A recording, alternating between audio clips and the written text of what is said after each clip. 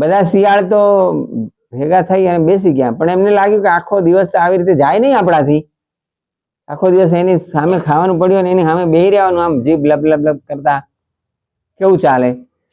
એટલે પછી બધા શિયાળ અંદર અંદર ચર્ચા કરવા લાગ્યા પાછા. જયારે કંઈક સારું થાય ને ત્યારે બધા યશ લેવા તૈયાર થાય, પણ કંઈક ખોટું થાય ને ત્યારે કોઈ અપયશ લેવા જલ્દી તૈયાર ના થાય. તો કોઈક મહાદેવ જ હોય એ બધું વિષ પી જાય. બધા શિયાળ અંદર અંદર આપણે ગયા તો ખરા વ્રત લેવા, આજે ને આજે લેવાની શું જરૂર હતી? જેને કીધું ને આજનું જ આપી દો એના ઉપર તૂટી પડ્યા. તને બહુ દોડડા પણ કરવાની જરૂર હતી. એમ ના કે 11 આપો તો 2 દિવસ મનુષ્યની જોડે જોડે આપણે 11 કરત ને, આજનું ખોટું લઈ લીધું, બધા ઓલાને ફરી વળ્યા. એમ બધા અંદર તો બધા જેને કીધું હતું ને કે મેં નોમ કીધી, એમ એ કે મેં તો નોમ કીધી પણ તમારે કેવું જોઈએ ને કે આજનું રાખો કેન્સલ, 2 દિવસ પછીનું રાખો. તમે શું કામ હા પાડી દીધી? મેં તો કીધું પણ હા તમે પાડી ને, તમે પણ એટલા જ ગુનેગાર. બધા અંદર અંદર ઝઘડ્યા. પછી વળી નક્કી કર્યું કે અંદર અંદર આપણે ઝઘડવાથી કશું નહીં થાય. એક કામ કરી, આ વ્રત આપણને આપ્યું બ્રહ્માજીએ, હવે આપણે આજે આને ખાવી જ હોય તો આપણે બ્રહ્માજી પાસે પાછા જઈએ અને ફેરફાર કરાવડાવીએ કે આમાં ભૂલ થઈ છે, મનુષ્યનું છે એ જ દિવસ રાખો, અમને શું કામ એટલો ભેદભાવ કર્યો, જુદું શું કામ આપ્યું? આવું લોજિક તર્ક તો જે બાજુ લડાવવા આવી બાજુ લડાય ને.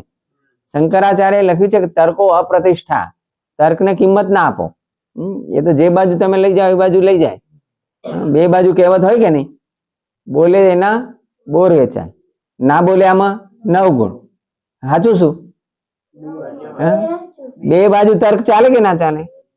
એટલે આ બધું આપણે છોડો. અહીંયા આપણે બ્રહ્માજી પાસે પાછા જઈએ અને ફેરફાર કરાવડાવી દઈએ.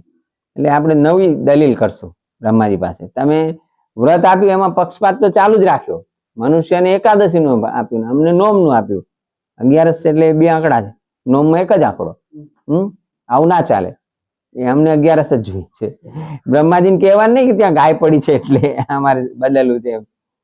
આ ગયા પાછા બ્રહ્માજી પાસે અને બ્રહ્માજીને કહે છે કે તમે અન્યાય કર્યો છે. વળી પાછું ફેરફાર કરાવડાયો. વાર્તા લાંબી નથી કરતા. અને કે તમારું 11. અને જેવું બ્રહ્માજી કીધું કે સારું આજથી તમારી નોમ કેન્સલ અને 11. અને બધા શિયાળાએ દોટ મૂકી કોણ સૌથી પહેલો જાય એમ. અને ધડાધડ કરતા જ્યાં પાછા ક્યાં આગળ ગાય પડી ત્યાં. અને ગાય તો સાચુકલી થોડી હતી, તો બ્રહ્માજી એ પરીક્ષા માટે મૂકેલી ગાય હતી. આવીને જોયું તો ગાય તો હવામાં અદ્રશ્ય. અને બધા પાછા એકબીજાને મોઢું જોવા માંડ્યા કે હારે આપણે હમણાં તો હતી, ક્યાં ગઈ એટલી વારમાં. વાર્તાનો સાર એમ છે કે જેને ખરેખર જ વ્રત લેવું હોય એને સામે બધું આવે એટલે હમણાં આપણે શ્લોક જોયો હતો ને ગીતાનો, એટલે એ ભોગથી કઈ લલચાઈ જવાનું આવતું નથી. શાંતિમ આપનોતી ન કામ કામી ઇતિ.